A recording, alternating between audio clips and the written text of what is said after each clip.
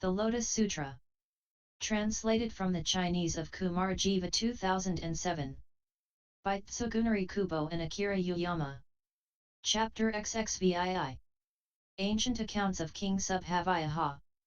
Thereupon, the Buddha addressed the great assembly, saying, "Once upon a time, immeasurable, limitless, inconceivable, and incalculable kalpas ago, there was a Buddha named Jaladharagarjitagasajasvaranaksatrarajasa. Kusumatabhijana, a Tathagata, Arhat, completely enlightened.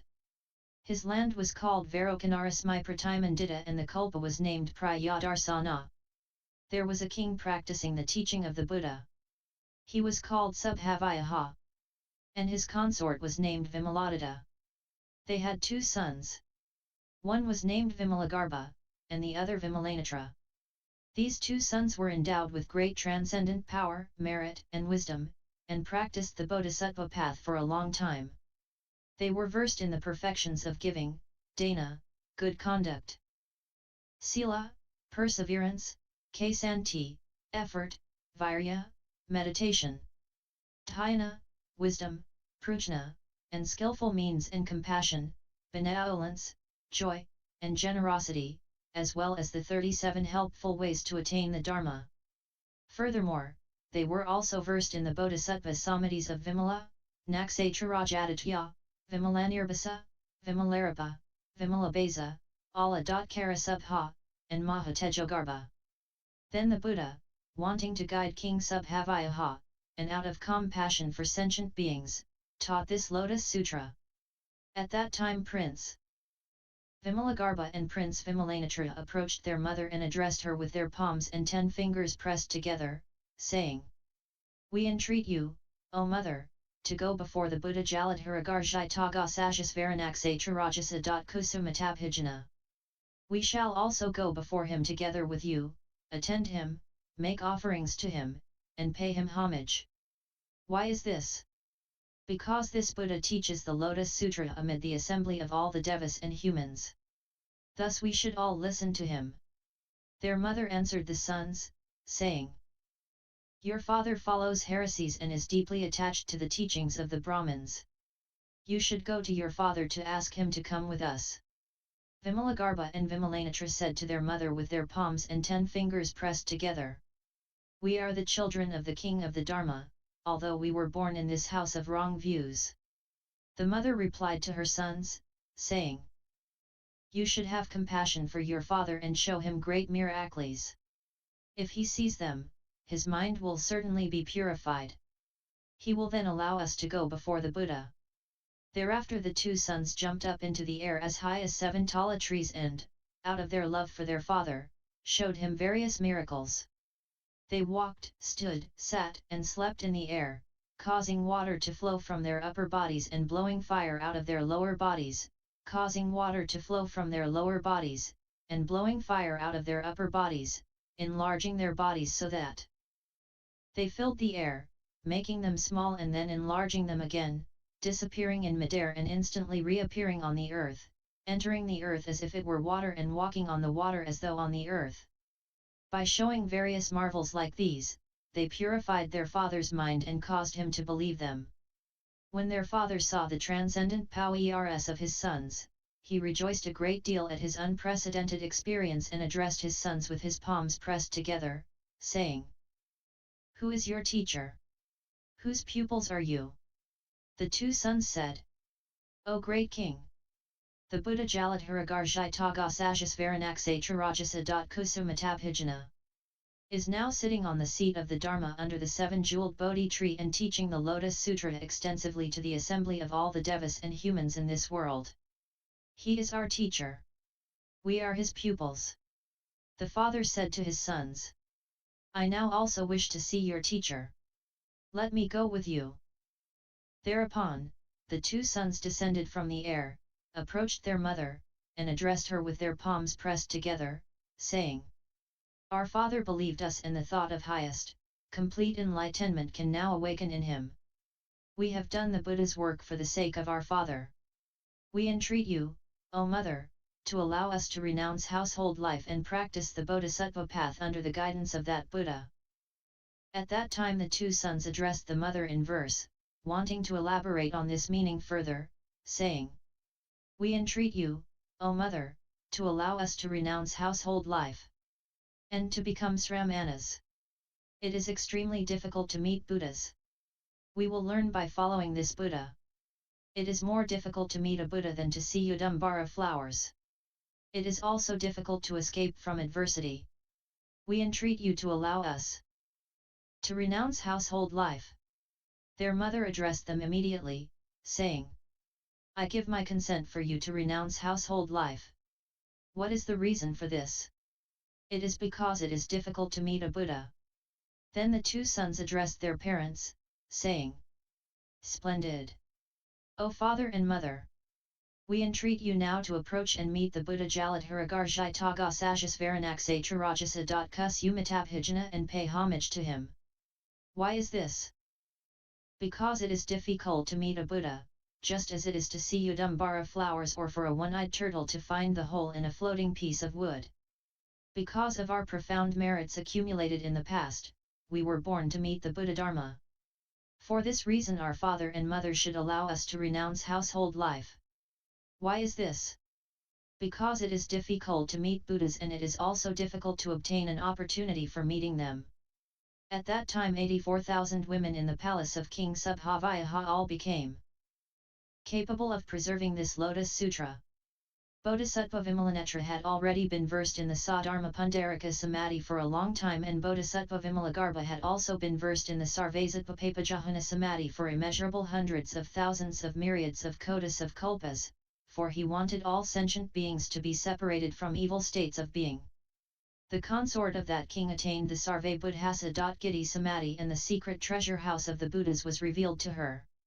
In this way the two sons inspired their father through the power of their skillful means and caused him to have faith and pleasure in the Buddha Dharma. Then King Subhavyuha together with his subjects and retinue, Queen Vimaladita together with her servants and retinue, and the two princes together with 42,000 people came before the Buddha at the same time. Having approached the Buddha, they bowed until their foreheads touched his feet, then circled around him 3 times and sat to one side. At that time the Buddha expounded and taught the Buddha Dharma for the king's sake, greatly benefiting and rejoicing him. Then King Subhavyuha and his queen took off their pearl necklaces worth hundreds of thousands and scattered them over the Buddha. In the air they transformed into a 4-pillared jeweled platform. On the platform was a great jeweled bed, spread with hundreds of thousands of myriads of heavenly clothes. The Buddha sat cross-legged upon it, emitting great rays of light. Then King Subhavyuha thought, "The Buddha's form is marvelous, most superior in dignity, and given perfection by the most delicate countenance."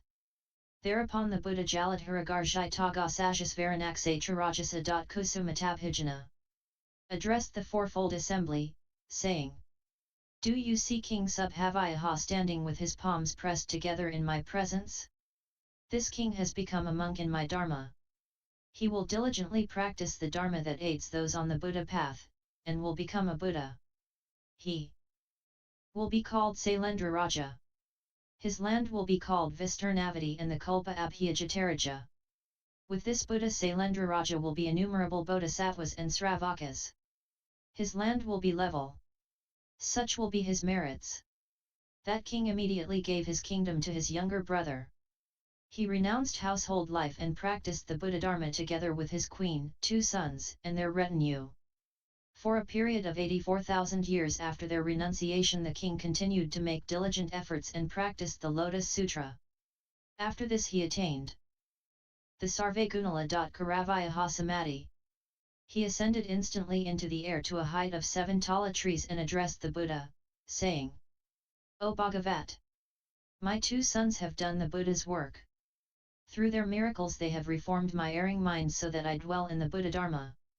These 2 sons are my good friends, they enabled me to see the Bhagavat. It was because they wanted to nurture the roots of good merit accumulated in my past and benefit me that they were born in my house." Then the Buddha Jaladharagarjai Tagasajasvaranaksetra Rajasa. Kusumatabhijana addressed King Subhavyuha, saying, "Exactly. Exactly. It is exactly as you have said. If the sons and daughters of a virtuous family make good friends throughout many lives, after having planted roots of good merit, those good friends will perform the Buddha's work, illuminating, teaching, benefiting, and gladdening them, and will cause them to enter highest, complete enlightenment. O great king!